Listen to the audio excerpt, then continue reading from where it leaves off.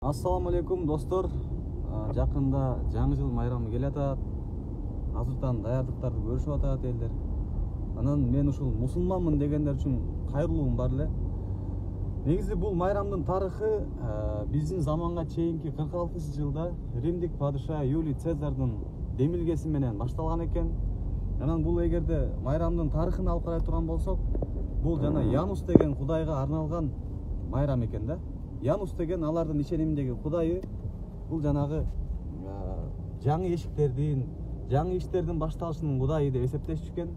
Ошон үчүн январь айы ошонун урматына аталып, январь деп аталып калган экен да.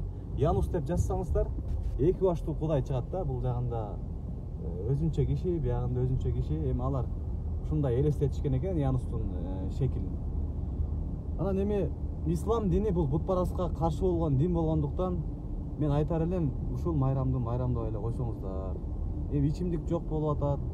Эми баягы бир жылда жыйынтыктап атабыз деп өзүбүздү алдаганыбыз менен баары шириктин, бутпарастыктын жөрөлгөсү болуп атпайбы? Ошон үчүн баарыңыздарды ушул майрамды майрамдоого чакырып кетем.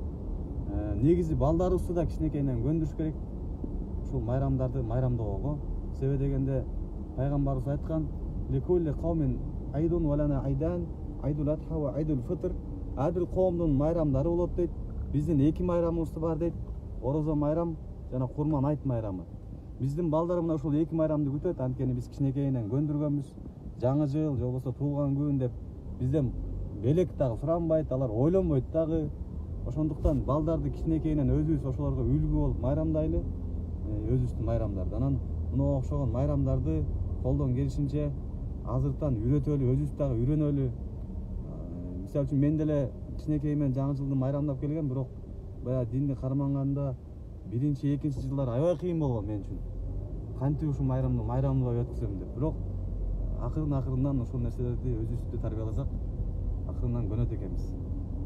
Ошол баарыңыздарга айтарым, жаңы жылда жөн гана өзүбүз отчет берип койсок болот. Анан дасторкон жайып, балдар менен, үй бүлө менен майрамдоого биз каршыбыз.